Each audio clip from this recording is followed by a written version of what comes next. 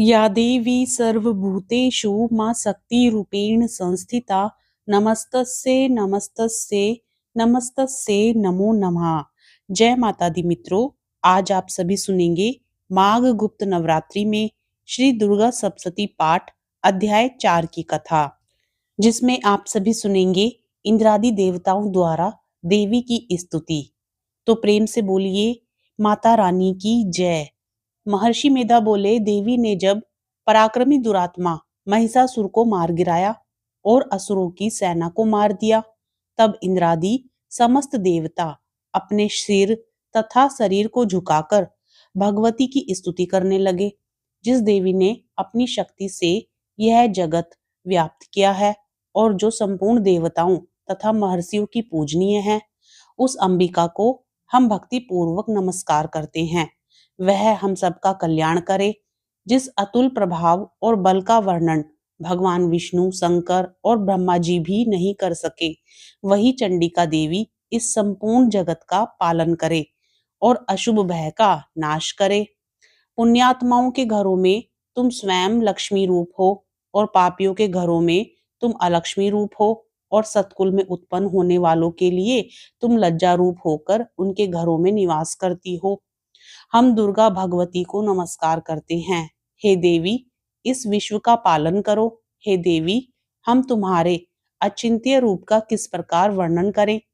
असुरों का नाश करने वाले भारी पराक्रम तथा समस्त देवताओं और दैत्यों के विषय में जो तुम्हारे पवित्र चरित्र हैं, उनका हम किस प्रकार वर्णन करें। हे देवी, त्रिगुणात्मिका होने पर भी तुम संपूर्ण जगत की उत्पत्ति का कारण हो। हे देवी, भगवान विष्णु, शंकर आदि किसी भी देवता ने तुम्हारा पार नहीं पाया। तुम सबकी आश्रय हो। यह संपूर्ण जगत तुम्हारा ही अंश रूप है, क्योंकि तुम सबकी आधिभूत प्रकृति हो। हे देवी, तुम्हारे जिस नाम के उच्चारण से संपूर्ण यज्ञों में सब देवता तृप्ति का लाभ करते हैं, वह स्वाहा तुम ही हो। इसके अतिरिक्त तुम पितरों की तृप्ति का कारण हो, इसलिए सब आपको स्वधा कहते हैं। हे देवी, वह विद्या जो मोक्ष को देने वाली है, जो अचिंत्य महाज्ञान स्वरूपा है, तत्वों के सार को वश में करने वाले, संपूर्ण दोषों को दूर करने वाले, मोक्ष की इच्छा वाले मुनिजन जिसका अभ्यास करते हैं, वह तुम ही हो। तुम वाणी रूपी हो और दोष रहित ऋग तथा यजुर्वेदों की एवं उद्गीत और सुंदर पदों के पाठ वाले सामवेद की आश्रय रूप हो। तुम भगवती हो।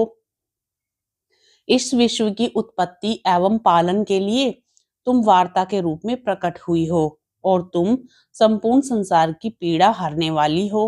हे देवी, जिससे सारे शास्त्रों को जाना जाता है, वह मेधा शक्ति तुम ही हो और दुर्गम भवसागर से पार करने वाली नौका भी तुम ही हो।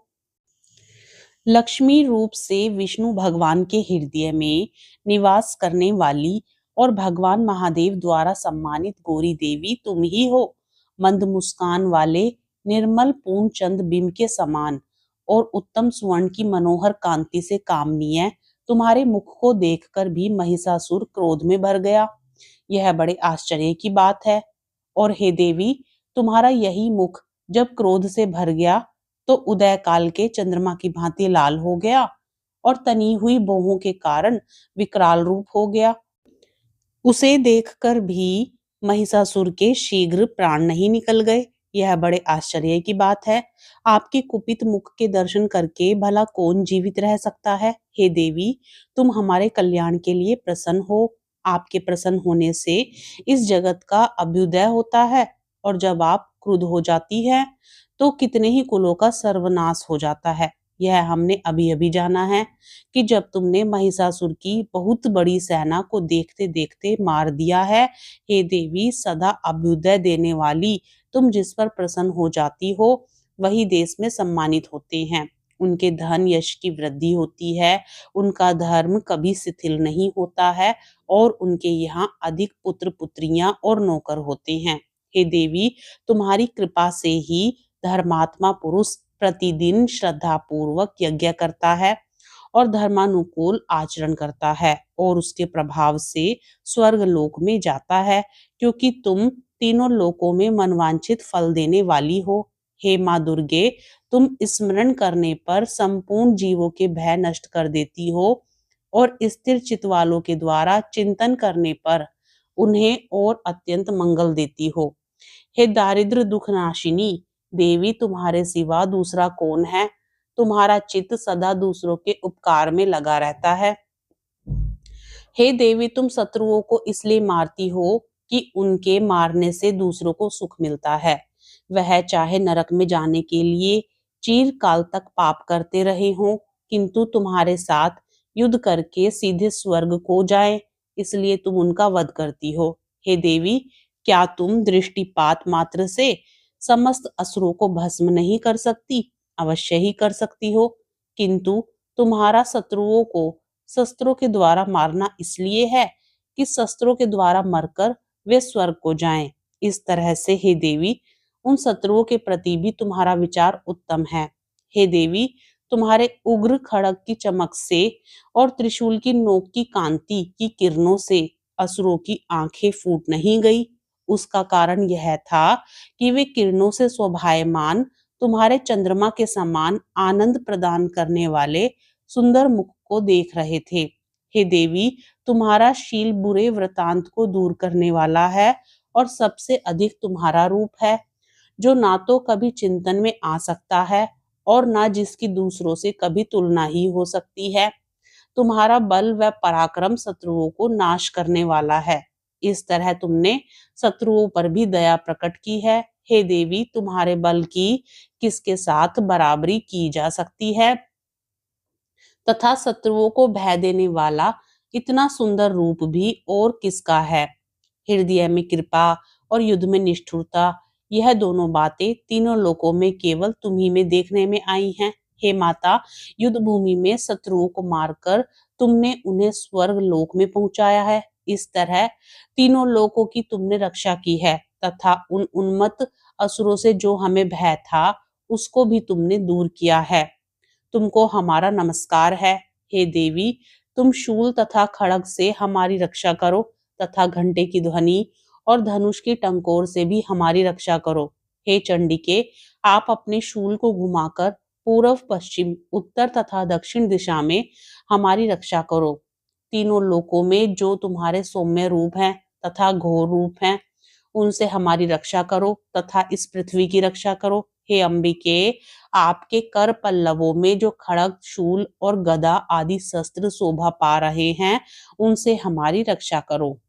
महर्षि बोले कि इस प्रकार जब सब देवताओं ने जगत माता भगवती की स्तुति की और नंदवन के पुष्पों तथा गंध अनुलेपों द्वारा उनका पूजन किया और फिर सबने मिलकर जब सुगंधित व दिव्य धूपों द्वारा उनको सुगंधि निवेदन की, तब देवी ने प्रसन्न होकर कहा, हे देवताओं, तुम सब मुझ में मनवांछित वर मांगो।